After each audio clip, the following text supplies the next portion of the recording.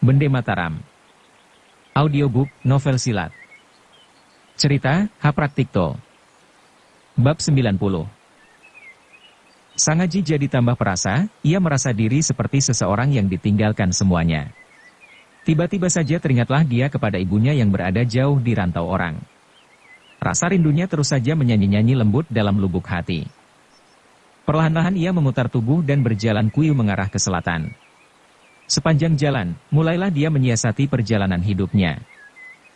HM. Tak terasa aku telah memasuki tahun 1805.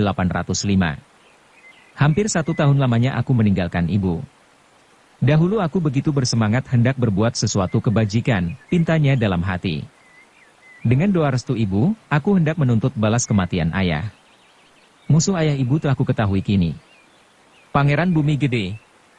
Tetapi jangankan aku telah berhasil menuntut balas, malahan guru kena dianiaya orang. Sedangkan aku, hanya sibuk mengurusi kepentinganku sendiri. Tetapi teringat akan wajah Titisari, hatinya jadi lemas. Gadis itu memang liar, nakal dan aneh. Meskipun demikian, tiada alasannya untuk menjauhi agar bisa berjalan di atas jalan yang dirintisnya dahulu. Titisari begitu mencintai Daku. Masakan aku akan menyia-nyiakan? Ia menimbang-nimbang. Mendadak pikiran lain datang minta pengadilan. Baik, kawinilah gadis itu. Tetapi gurumu pada saat ini menggeletak mengerang-erang di atas tempat tidurnya, semata-mata untukmu. Apakah bahagianya berdansa di atas bangkai gurumu? Terkejut ia mendengar pertimbangan lain itu. Sekaligus terbangkitlah rasa ksatrianya, terus saja ia lari dengan cekatan menuju Imogiri. Cinta adalah korban. Guru telah mengorbankan segalanya karena beliau mencintai Daku. Budinya setinggi gunung. Jiwaku sendiri belum tentu cukup untuk membalas budinya. Sangaji berkomat-kamit seperti orang gendeng. Dan larinya bertambah pesat dan pesat. Sebentar saja ia telah memperoleh kudanya kembali. Kemudian membedalkan ke arah utara hendak menyusul kedua pamannya. Namun peristiwa yang dihadapinya, sesungguhnya bukanlah suatu peristiwa yang enteng. Betapa kokoh hatinya umurnya masih muda belia. Tatkala malam hari mulai melingkupi alam, kembali ia kena goda dan kena rumun. Akhirnya ia membanting diri di atas gundukan tanah dekat persimpangan jalan Yogya Surakarta. Tengah ia merenung-renung tiba-tiba didengarnya derap kuda berderapan. Ia menegakkan kepala dan melihat 4 penunggang kuda mengenakan pakaian seragam mirip seragam kompeni Belanda. Yang berada di depan tertawa terbahak-bahak. Ternyata di atas kedua lengannya terbujur seorang wanita setengah umur yang tak berkutik lagi. Wanita itu belum mati, karena terdengar ia merintih karena kesakitan. Melihat pemandangan itu, Sangaji heran. Tak disadarinya sendiri tiba-tiba ia sudah berada di tengah jalan seolah-olah lagi menghadang mereka. Minggir! Minggir! Bentak laki-laki yang menunggang kuda di sebelah kiri. Orang itu lantas saja mencabut pedang dan disabetkan miring ke kiri. Sangaji waktu itu sedang pepat. Ia merasa diri seorang yang terlalu banyak menanggung kesalahan. Dalam hatinya, ia hendak memperbaiki diri. Maka begitu melihat sepak terjang 4 penunggang kuda yang mau menang sendiri, terbangkitlah rasa marahnya. Dengan tangkas ia mengelak, kemudian tangannya menyambar pergelangan tangan prajurit itu dan dihentakkan ke tanah. Tak ampun lagi, prajurit itu jatuh bergedebukan di atas tanah. Hai iblis, bentak yang lain. Aku manusia, bukan iblis. Mengapa perempuan itu? Sahut Sangaji galak. Biar ku makan, ku sembelih, ku nikmati dan kukuliti, apa pedulimu. Inilah urusan kami. Dalam dada Sangaji merasakan sesuatu yang kurang beres. Tapi dasar tak pandai berdebat, ia jadi tergugu. Mendadak saja perempuan yang berada dalam pelukan prajurit yang berjalan di depan mengerang-erang minta pertolongan. Seketika itu juga, hati Sangaji terkesiap. Tanpa berbicara lagi, terus saja ia melompat hendak merampas. Prajurit yang membentaknya menghalang di depan dengan menyabetkan pedang. Sangaji telah memperoleh keputusan dalam hati. Maka dengan tangkas ia menangkisnya, kemudian dengan sekali pukul terjungkallah lawannya. Pukulan Sangaji bukanlah pukulan lumrah. Sekalipun hanya dilontarkan dengan sembarangan, kesiur anginnya membawa tenaga ilmu sakti Kumayan Jati. Itulah sebabnya, begitu prajurit itu kena pukulnya, terus saja rebah tak berkutik. Melihat temannya roboh kena sekali pukul, pecahlah keberanian rekan-rekannya. Dengan berteriak-teriak salah seorang di antara mereka menyambar tubuh rekannya dan dibawanya lari berserabutan. Yang celaka adalah nasib perempuan setengah umur yang ternyata luka parah. Dia terus saja dilemparkan dengan dibarengi tendangan telak. Tatkala jatuh di tanah, napasnya telah tersita. Sang Haji merenungi dengan hati terharu. Dengan pedang rampasan ia menggali lubang hendak mengubur mayat itu. Tetapi baru saja ia menggali beberapa jari, terdengarlah kembali derap kuda bergemuruh. Tak lama kemudian suara hiruk-pikuk dengan disertai aba-aba. Ternyata yang datang adalah sepasukan prajurit berseragam kurang lebih berjumlah 250 orang. Dengan membawa pedang rampasan dan mayat, Sang Haji meloncat ke punggung si Willem. Kuda hadiah Willem Eberveld bukanlah kuda sembarangan. Begitu ditunggangi, terus saja membedal menyeberang sawah. "Bagus. Kau bersembunyilah di sini. Aku ingin menengok mereka," bisik Sang Haji kepada Willem. Tapi kali ini Willem salah tangkap aba-aba majikannya. Dengan meringkik tinggi, mendadak saja lari berbalik dan menerjang barisan itu. Karuan saja Sang Haji menjadi gugup. Untung, dia pernah mempunyai pengalaman menyerbu lawan dengan berkuda tatkala kakak angkatnya Willem Eberveld bertempur melawan Mayor de Groote. Karena itu, begitu melihat barisan bergerak hendak mengadakan perlawanan, dengan gesit ia memutar pedangnya. Dalam sekejap saja, beberapa prajurit jatuh bergelimpangan di tanah. Sebenarnya Sang Haji tiada mempunyai permusuhan dengan mereka. Soalnya dia hanya mempunyai kesan buruk terhadap mereka karena keempat orang penunggang kuda berseragam tadi menganiaya seorang perempuan begitu hebat. Tatkala melihat usia perempuan itu, teringatlah dia kepada ibunya yang semenjak tadi merisaukan hatinya. Dalam benaknya, seolah-olah ibunya yang tengah mengalami siksa. Itulah sebabnya, ia melabrak dengan benar-benar. Gerak-geriknya dahsyat, cekatan dan tangkas. Tetapi jumlah mereka terlalu banyak. Mau tak mau Sang Haji harus melihat gelagat. Maka dengan hati setengah mendongkol ia memutar kudanya dan dilarikan sekencang-kencangnya. Prajurit-prajurit itu berteriak-teriak setinggi langit dan melepaskan anak panah laksana hujan lebat. "Tangkap bangsat itu! Tangkap bangsat itu!" Mereka memaki-maki kalang kabut. Sang Haji memutar pedangnya dan terus membedalkan kudanya. Willem adalah kuda jempolan. Ia mengerti, majikannya dalam bahaya. Maka larinya sepesat angin. Sebentar saja telah lenyap ditelan kegelapan malam. Beberapa waktu kemudian, Sang Haji tiba di suatu persimpangan jalan yang sunyi senyap. Dengan sebelah tangan masih memapah mayat, ia meloncat ke tanah. Cepat ia menggali lubang dan mengubur perempuan itu dengan penuh hormat. Perempuan itu terang bukan sanak bukan kadang, tetapi bagi Sang Haji mempunyai kesan hebat bagi dirinya. Terus-menerus ia diganggu rasa rindu dendam terhadap ibunya membayangkan seolah-olah bahwa perempuan itu adalah ibunya sendiri, tak terasa terperciklah air matanya. "Ibu bukan seperti dia," ia membisiki diri sendiri. "Aku yakin, ibu masih hidup segar bugar. Hanya saja ibu pasti menunggu-nunggu kabar beritaku, ibu. Aku pasti datang. Tetapi musuh ibu belum kulunasi, tunggu barang 1-2 bulan lagi." Keadaan dirinya memang lagi berada dalam sarwa perasa. Sehabis membayangkan keadaan ibunya, mendadak saja teringatlah ia pula kepada Titisari yang kini terenggut daripadanya. Ia jadi berkecil hati. Hebat pukulan peristiwa sehari tadi kepadanya. Dengan kepala kosong ia kembali lagi dan pada tengah malam berada kembali di tepi jalan Yogya Surakarta. Pikirannya mulai tertarik kepada gerakan pasukan seragam yang berkesan kurang wajar. Terang sekali, mereka bukanlah pasukan kompeni Belanda atau begundal-begundalnya. Juga bukan pasukan kerajaan mirip pasukan Pangeran Ontowiryo yang pernah dilihatnya. Jika demikian, pasukan dari mana mereka itu? Waktu itu bulan cerah belum habis. Di tengah malam, bulan remang-remang mulai timbul di langit timur. Suasana alam jadi remang-remang dan penuh rahasia. Willem diikatnya pada tonggak jalan dekat pohon kapuk. Dia sendiri menggeletak di atas batu menengadah ke udara. Sudah sering ia tidur di alam terbuka. Selama itu hatinya ringan dan terhibur. Sebaliknya kali ini, pepat dan tak menentu. Suasana alam yang remang-remang meninggalkan kesan menyesakkan padanya. Tahulah dia kini, bahwa semuanya itu tergantung pada keadaan hati. Coba, andai kata Titisari berada di dekatnya, bukankah semua menjadi indah belaka? Kira-kira lewat larut malam, ia mendengar suara binatang berlari cepat menuju ke arahnya. Kemudian hidungnya mengendus bau wangi kemenyan. Berbareng dengan itu, Willem menggaruk-garukkan kakinya. Oleh suara itu, binatang yang berlarian menyalak tinggi. Ternyata 2 ekor anjing raksasa terus saja menyerang Willem. Sang Haji terkejut. Cepat ia menggeserkan diri dan berlindung di balik batu. Dari arah barat, selatan dan utara, muncullah 3 pelita yang padam menyala.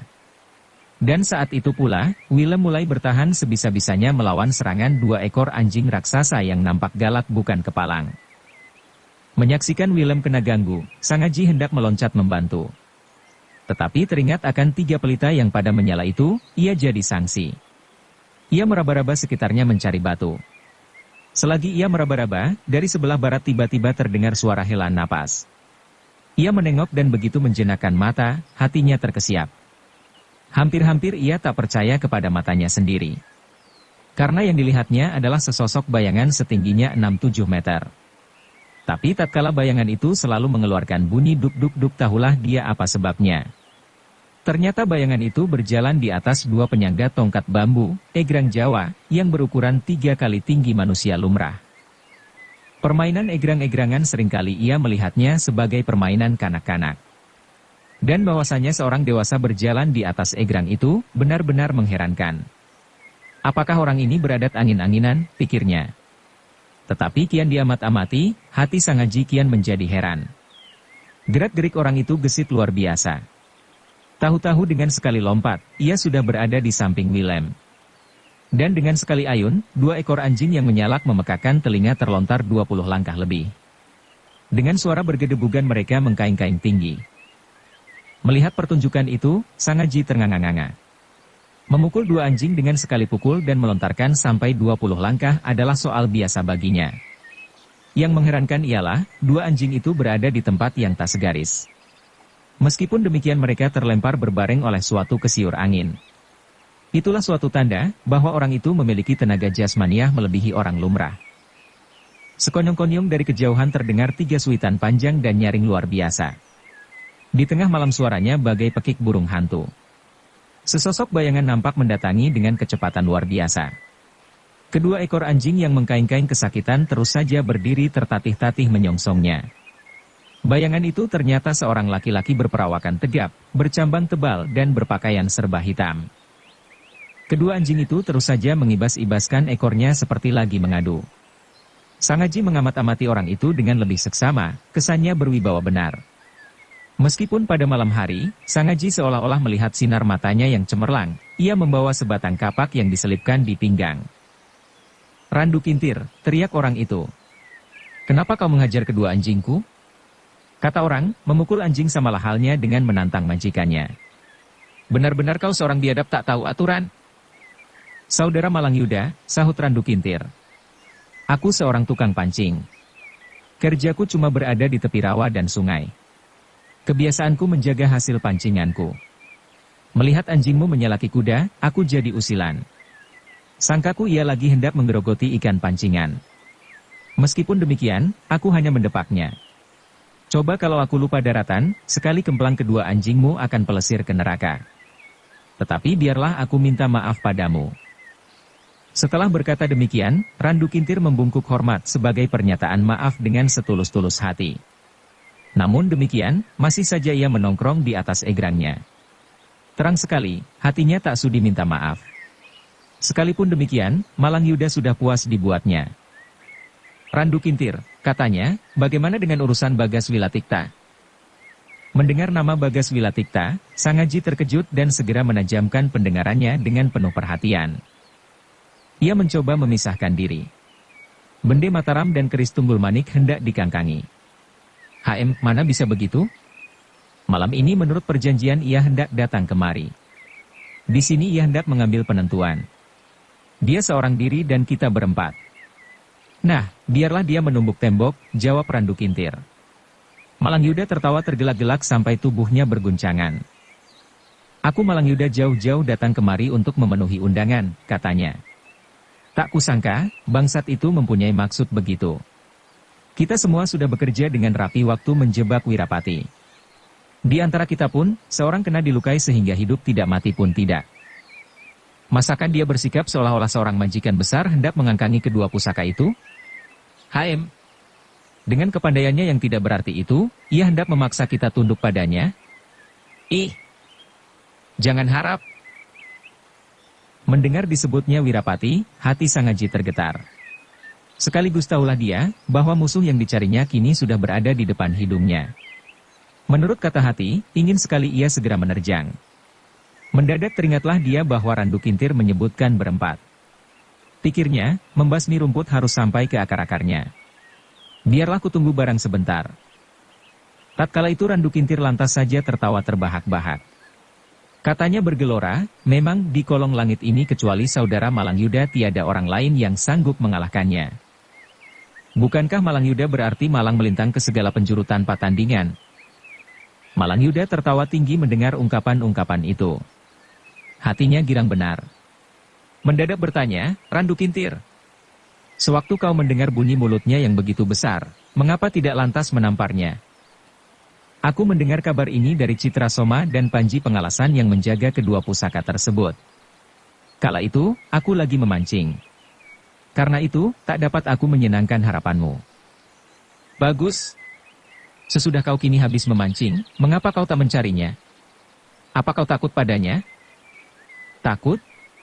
Apakah yang kutakutkan? Sahut Randu Kintir uring-uringan. Malangyuda tertawa mendongak. Kemudian membentak, Randu Kintir. Selama ini aku kagum pada Bagas Wilatikta. Kuakui pula, bahwa bagiku segan. Sekarang kau bilang, tak takut padanya. Bukankah hal itu samalah halnya merendahkan daku? Baiklah, sekarang kita mencoba-coba mengadu kepandaian. Ingin aku merasakan, apakah engkau mempunyai kepandaian yang berarti untuk menjajal ilmu Bagas Wilatikta. HM. Aku tukang pancing. Selamanya mau bekerja apabila ada hasilnya, sahut Randu Kintir. Baik. Kalau aku kalah, anggaplah aku tak berhak lagi mempunyai andil perkara kedua pusaka itu. Dan berbareng dengan ucapannya itu, Malangyuda terus menyerang dengan kapaknya.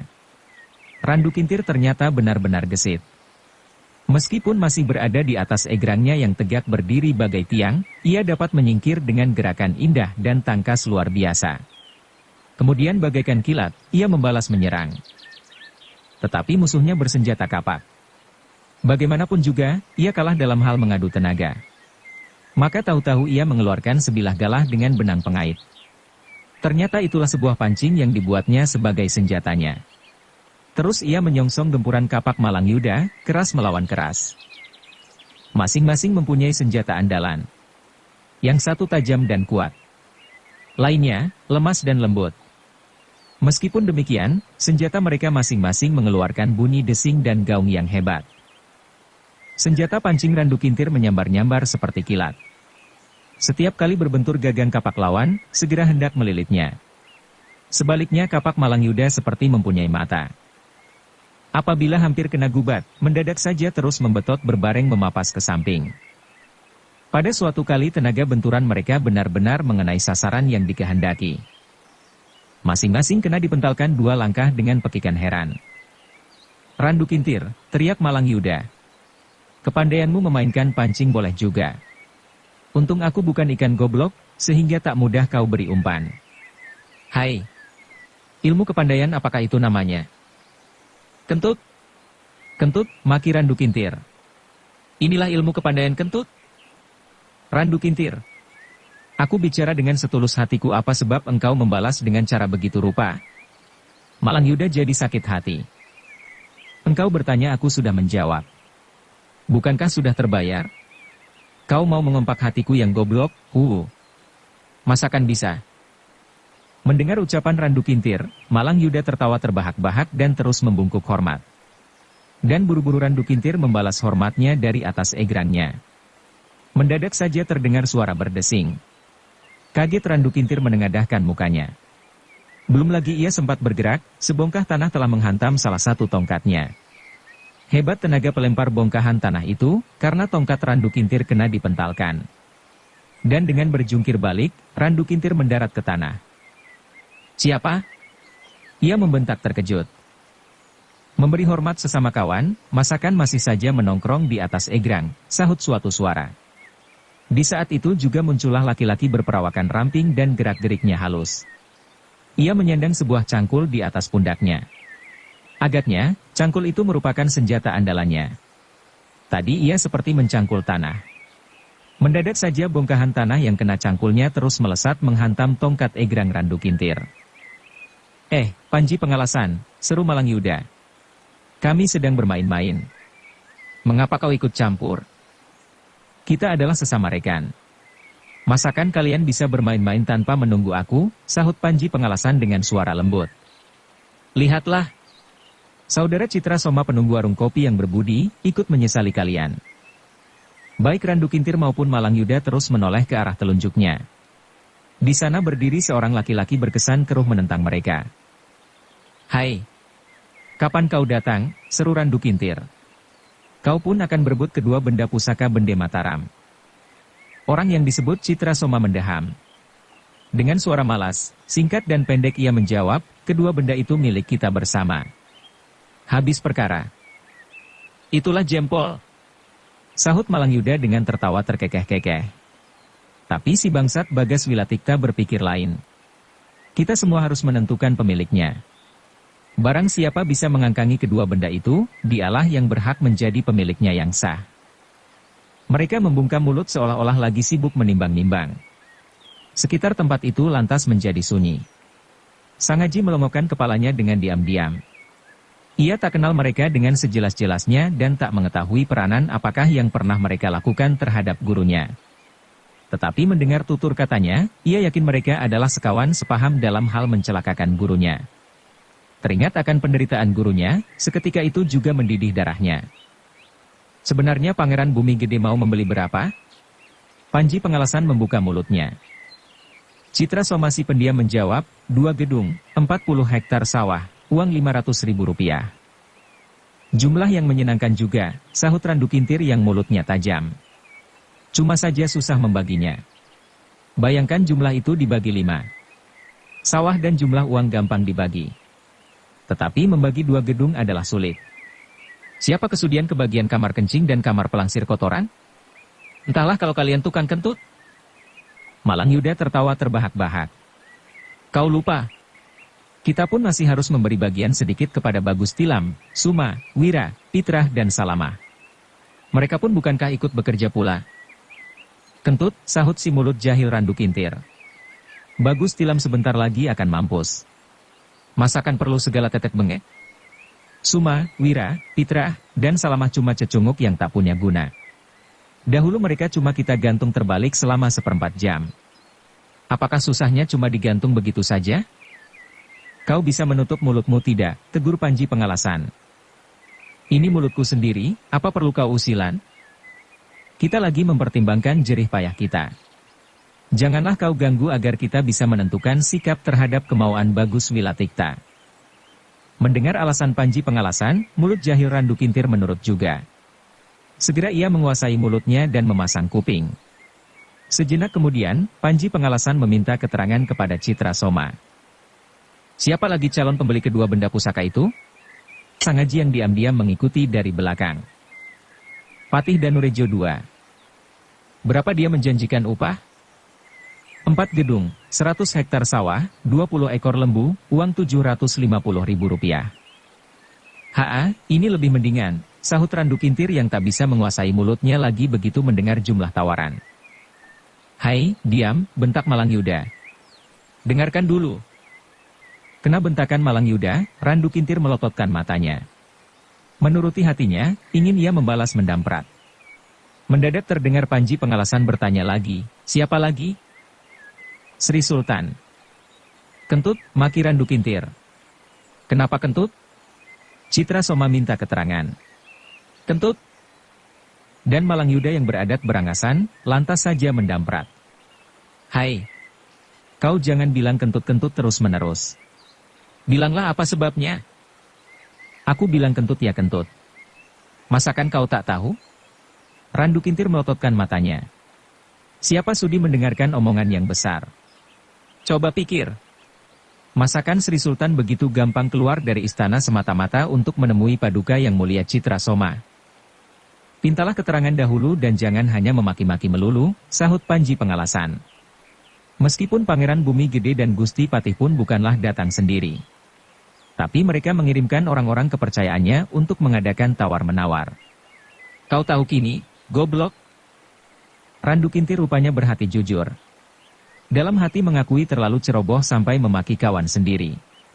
Karena itu meskipun ia kena damprat, kali ini tiada bersakit hati. Ia menahan tertawa cengar-cengir seperti orang gendeng. Baiklah. Kau bicara saja.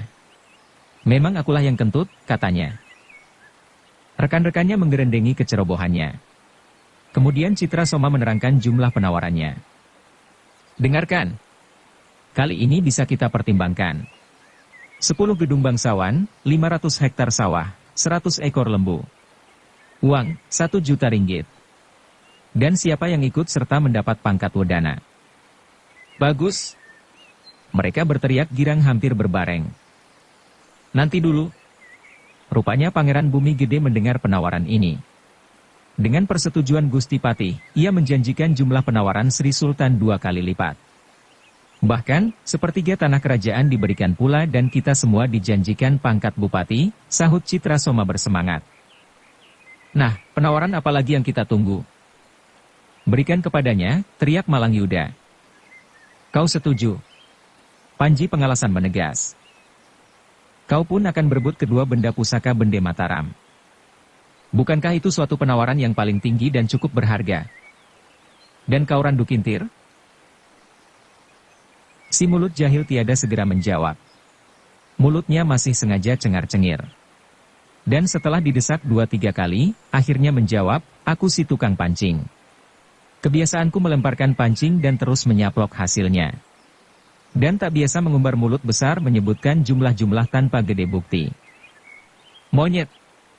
Kau tak percaya, damprat Citra Soma. Apa yang harus kupercayai?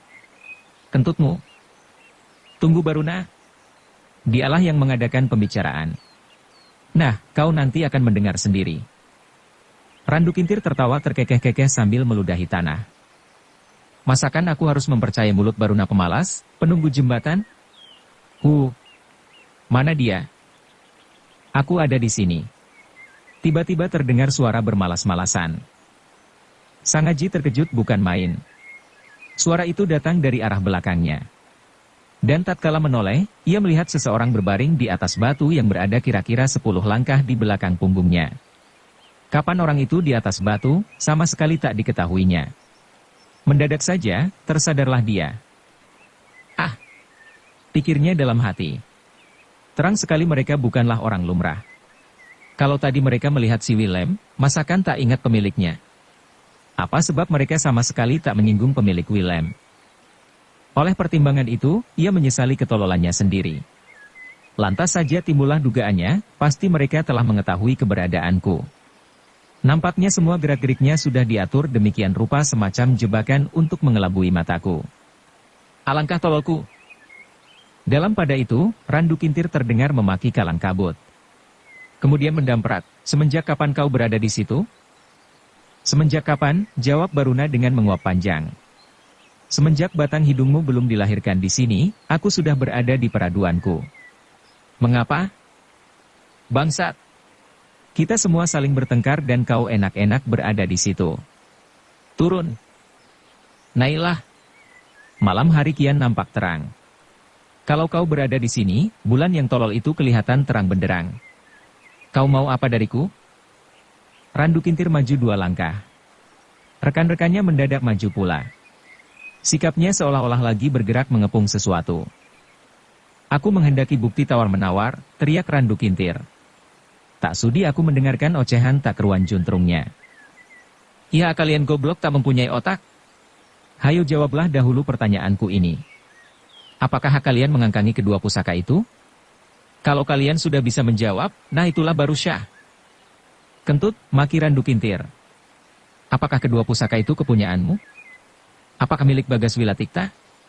Ber.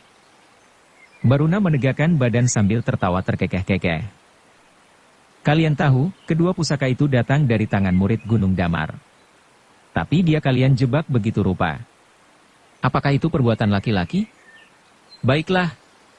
Anggaplah itu suatu perjuangan hidup. Tetapi apakah kalian tak ingat pembalasan murid Wirapati yang menurut kabar adalah pewaris kedua pusaka tersebut? Kentut! Kentut! Mana dia? Tunjukkan aku di mana dia berada. Biar bagaimana aku seorang laki-laki. Akan kupintanya secara berhadap-hadapan. Aku tukang pancing tak bisa main mengintip-intip seperti kucing. Bersambung ke bab 91.